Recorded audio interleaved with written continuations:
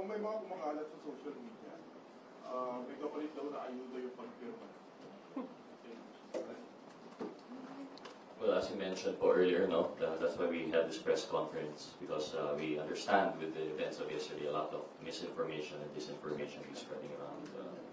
Categorically, we're going to, I don't know how to dignifies this answer, but we're going to have to categorically deny such allegations, in the same way deny yung allegations from the chairman ng may FLR. This was an independent action. We believe that's done faithfully and truthfully by each member, that they signified their intention and support of the impeachment complaint based on the merits of the case and nothing more. Yun ang possible. Just to add to that, no? Ito po ay nagsimula na po ang smear campaign sa prosesong ito. Actually, ako personally, I actually expect that a lot of misinformation and fake news will be coming out, no, after the filing of the complaint, no. So, ang gusto ko lang pong i-reiterate at panawagan sa ating mga kababayan, wag po tayong madadala sa ganitong klaseng fake news. Kasi ito po ay paraan para ilihis kung ano po yung talagang merits nitong prosesong ito. Yung mga complaint po, meron pong betrayal of public trust, meron pong mismanagement and utilization ng pondo ng bayan, meron pong issue dito na whether as highest or second highest official of the land would be allowed to contract an assassin to kill a sitting president, the Speaker of the House, and the First Lady.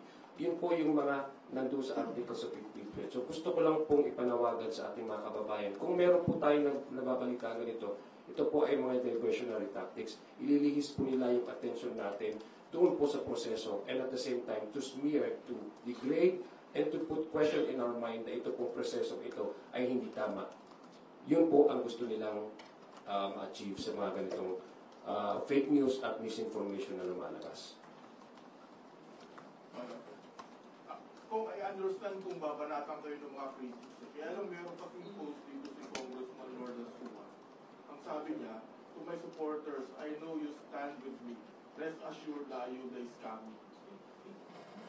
Well, yes, kanina pong umaga nakausap ko namin si Congressman Lordan Suma. Unang-una po, dinideny po niya categorically na hindi po yan totoo. Isa po yan sa paraan na sinasabi ko nga mga fake news. In fact, I would personally expect na meron pong lalabas din ng mga balita tungkol sa akin. So ito po, sabi ko nga po, simula po nung nagkaroon tayo ng impeachment process, unti-unti pong lumalabas ito na pinipreempt nila po yung magiging resulta nito at dinilihis po nila yung atensyon ng ating taong bayan. I would personally say that Congressman Lordan Suma is one of the most decent members of the House of Representatives. Hindi po niya ugali na kung basta-basta lang siya maglalabas ng ganong klaseng information na alam naman po niya na po pwedeng makasira sa kanya. Number 2, wala pong katotohanan yan, yung mga ganyan balita na meron pong ayuda na kapalit. Ito po ay isang constitutional obligation na binigay po sa amin ng Constitution.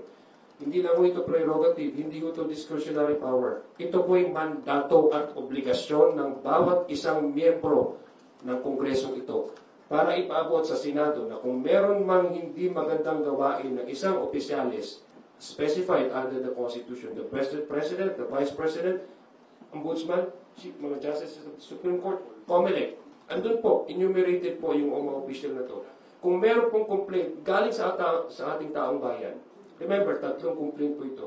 Wala pong choice ang membro ng House of Representatives but to hear and make sure that these complaints will see the light of the day. May dagdag lang po, no? This is setting aside yung impeachment issue po muna. I'm speaking not as a prosecutor, but as a member of the TOICOM. As mentioned by Kong Zia, this just highlights the importance of the hearings that we're conducting there. This is a prime example of how misinformation and fake news are used not only to disrupt the personal lives, but the public functions of our government now. So I hope that yung sa ating mga kababayan continue to be vigilant and to really double-check and fact-check po all of these information. sabi nga. Kasi lumalabas po, fake statement, fake page. Yun lang naman po. Idadagdag ko lang po sa mga fake news peddlers ha. Tatayuan po namin ang obligasyon namin at mandato po binigay sa amin ng Konstitusyon, no matter what you do. Maybe this is a good time also to thank the media corps of Congress for maintaining integrity in journalism. Magiging matatag po ang profesyon ninyo kung wala yung mga fake news na galing sa ibang tao na hindi naman accredited. Kaya magtulungan po tayo to maintain integrity in media, maintain integrity in journalism, because you will be our partners in transparency and in accountability.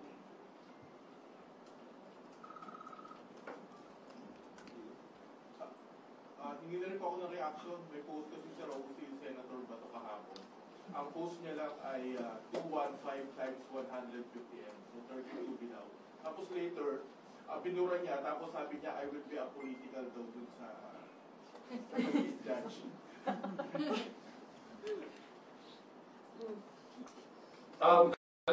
Gusto rin balikan yung sinabi po ni Congressman Noy Defensor, no?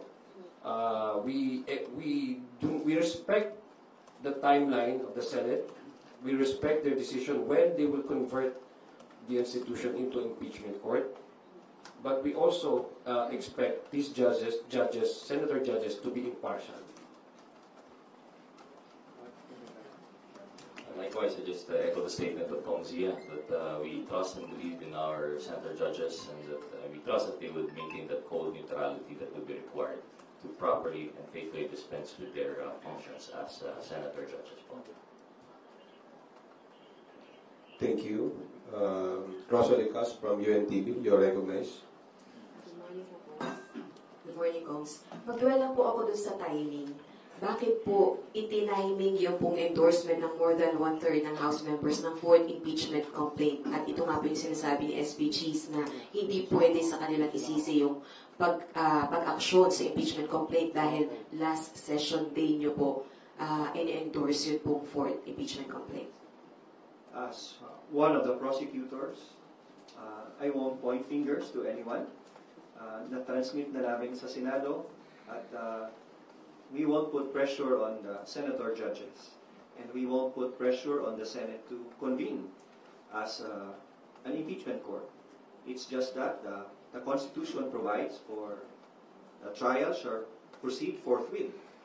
And ganun lang po, kasimple para sa amin as part of the prosecution. And that's what's stated in the Constitution, and we're not saying minamadali namin sila. So, ibig sabihin po, wala rin kayong anumang plano to compel the Senate, for example, maghain ng mandamo sa SC? I have no idea of that move on the part of the House of Representatives. At personally, kahit ako, hindi ko gagawin yon to force the Senate. Rog, do you want to say something? Well, no, I only have to agree. This is we can't speak for everyone, but I think everyone would agree. This is something that we will absolutely not do. We respect the Senate. Although we have the constitutional mandate to initiate the impeachment, the trial itself is a mandate of the Senate, and we respect that. And we look forward to the release of the rules and how they will go about it. Agree.